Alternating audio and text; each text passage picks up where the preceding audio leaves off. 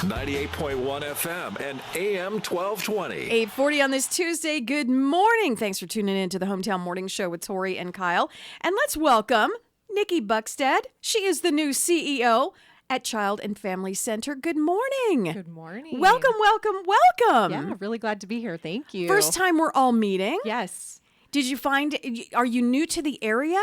Yeah, I just moved to Santa Clarita last month from Orange County to accept this wonderful position at Child and Family Center. You work very quickly because if you moved and accepted the position, I'm looking here at November 14th was your first day. Yes. So you worked quickly. You moved and you accepted a new position. Let's start everything over at once. For sure. Yeah, absolutely. How are you dealing with that? Are you good? I'm good, especially around the holidays. There's a lot of fun parties to go to. Santa Clarita definitely knows how to have a fun time, so appreciate all of that.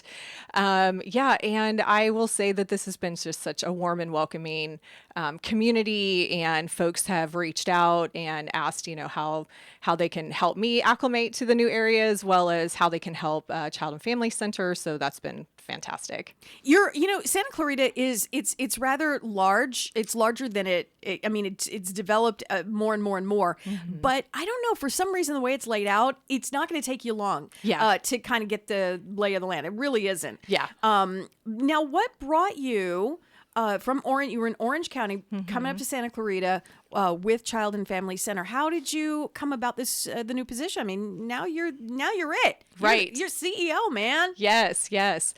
So I actually started my career in 1991 as a drug and alcohol counselor and working with youth in juvenile hall settings, schools, running groups, doing home visits, and working with youth has really been at the core of my being and my heart for years, but also quickly found out I wanted to transition out of those kind of clinical roles into administration, and just through the years kind of continued to work my way through nonprofits, and my most recent position in Orange County, I was working helping to solve family homelessness, and so Child and Family reached out and said, hey, we have this opportunity of a CEO position working with youth and families, children's mental health, substance use treatment and prevention. We also have a domestic violence shelter, and I thought, wow, what an amazing opportunity. And I researched Child and Family more and thought, this sounds like home. I mean, it sounds like it's all in your wheelhouse from all of your years of experience. Right. This was tailor-made for you. Yeah. Did you jump at the chance? Did you have to think about it? What did you do? Because you knew you had to uproot, right? Right. And so what were you thinking? Did you just jump at it and said, you know what, I'm doing it. It was funny. I was contacted while I was on vacation. So I read that it was an email outreach, and I was like, oh, I don't know. I'm about ready to go out on a lake and have some fun and go kayaking. And so when I came back, I researched it more and looked at Child and Family's website and researched their history and the great work that they've done in the community. And I thought, okay, this could actually be something incredible and amazing. And that was back in July.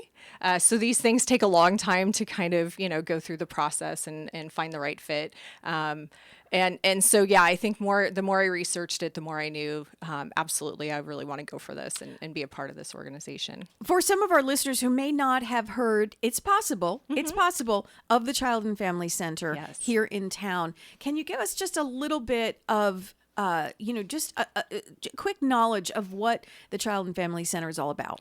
Yeah, so it was established in the early 1970s, and the work that we do primarily is children's mental health, working with adolescents, younger small children, teens, foster youth, also families. And mental health is a huge topic and an issue with our community and with our youth right now. And so to be able to serve children in that capacity and their family is incredible. We also have an outpatient substance use recovery program. So anyone that's struggling with sobriety, getting into recovery, just needs that extra support. Mm-hmm. We're there to help provide those services as well as prevention services in the schools. as well.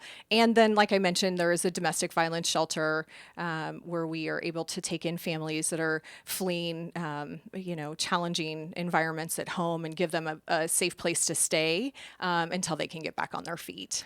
I'm so thrilled that mental health it doesn't have that stigma anymore. Right. I think we're chipping away at that. Yes. And I'm so glad because if you have that stigma, when I was a kid, those psychologists and psychiatrists were called shrinks. Like they weren't, it was like, oh, what are you doing? Yes. What's wrong with you? Yeah. And I'm so glad we chipped away at that because therapy and, that kind of help, mental health can help everyone. Everyone.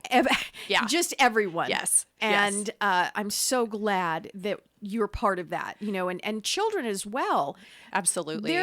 Children have traumas. Sometimes we don't even realize Yeah. that they've had a trauma. Absolutely. We think everything's great. And, for you guys to come in and handle that, it's so, so fantastic. The other thing, domestic violence is such a rough thing to deal with. Absolutely. Because in your mind, I've spoken with some, women who've been abused in relationships, and they all have one thing in common. And I don't know if you've actually come across this. They all think it's going to get better. Like it's just a one-time thing. Right. Yeah. And you know what? He was just in a bad mood, or this, or I made him mad, or whatever. It's fine. It's going to be fine. And it never is. Yes. It never is. Those red flags are up, and you got to be careful, and you have to seek shelter in a safe place. And I'm so glad you're there for that. And oftentimes the women, maybe the husband is the breadwinner. And maybe uprooting the children just seems too frightening. And they do think, it'll get better, or they really hope it'll get better. I think that's what it is. And so, to be able to have an opportunity, and it's not just the shelter, but we also have a hotline, and we help provide resources and services for family members that, are looking to flee or relocate or just have questions and need that support. So it does go beyond the shelter. And our survivors are incredible when you hear their stories of, when they were able to finally get that courage up and leave, and how they've been able to turn their lives around. And that's really a testament to Child and Family and the dedicated staff and employees and the work that they do day in and day out to make sure that our community has a safe place, whether it's for mental health counseling, substance use counseling, or domestic violence. Substance abuse. Let's, because I know our time is running out. Sure. I could talk to you all afternoon, but all morning. But I do have one more question about sobriety and substance abuse. Has it gotten worse since COVID? Have you seen an uptick in? Because I know. And I want to say this kind of kidding, but not really. I know a lot of friends who stayed home and drank a lot of wine. Yes. Yeah, I would say that the research that we've seen too is that alcohol sales definitely increased during the pandemic, as well as marijuana sales. And so, we're seeing that both increased use in youth and adults. I think there was another study that came out that said that during the pandemic that it was screen time, alcohol, and food were like the three things that people were turning to as coping mechanisms. So really, we want to show people that there are other ways to cope with stressors or a pandemic or, whatever might be happening in their life. In all fairness, this was new to us. So of course, we kind of we did what we knew. Absolutely. And I think we indulged, but I think also through some of the indulging, we found that maybe we have an issue. Right. And you're there to help. Absolutely.